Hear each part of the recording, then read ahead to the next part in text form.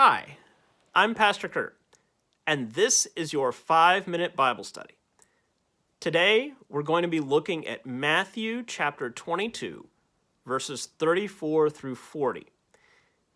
In this scene, a Pharisee comes up to Jesus and asks him, "What's the greatest commandment?"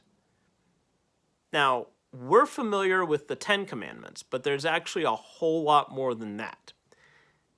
There's actually 613 commandments.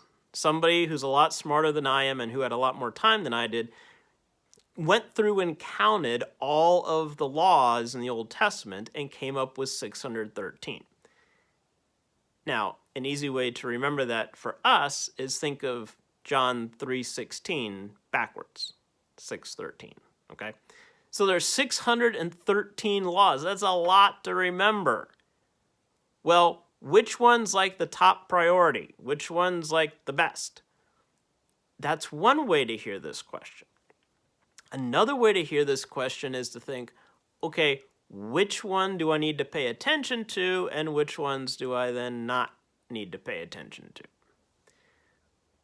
Jesus answers the question by saying, love God with all that you are. And then he continues and says, and the second is like it. Love your neighbor as yourself. Notice he wasn't asked what are the two greatest commandments. He was only asked about the first one.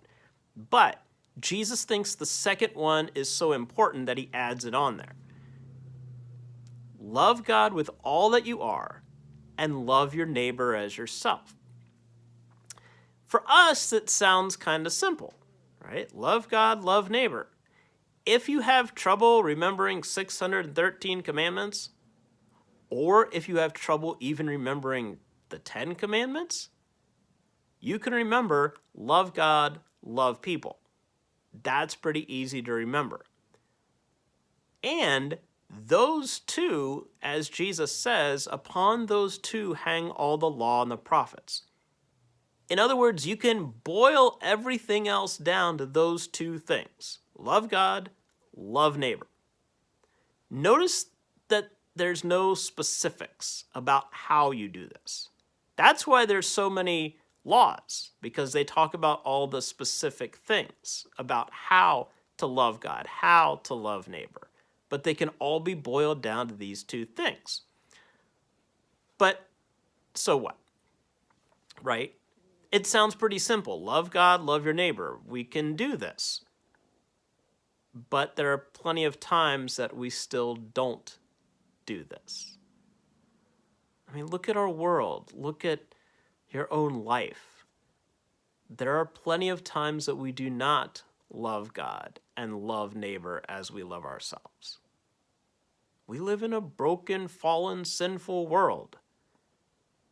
And yet, Jesus still comes to us.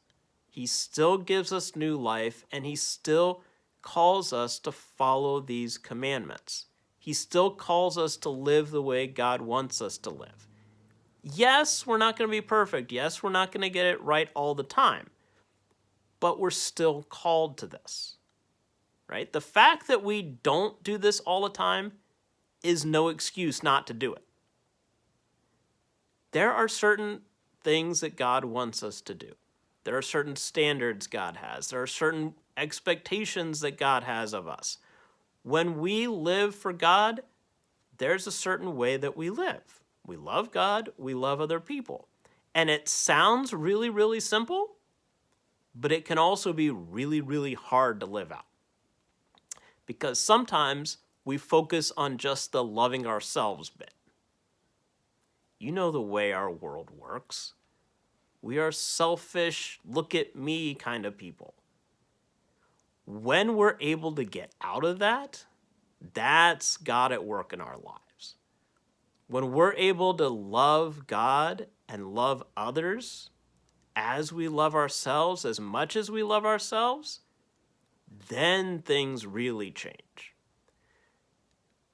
This was a reminder to that Pharisee, and it's a reminder to us that all of these laws can be boiled down to these two. Love God, love neighbor. There's your 5-minute Bible study for the day. Please remember to like, comment, share, and subscribe, and I'll see you next time. Thanks.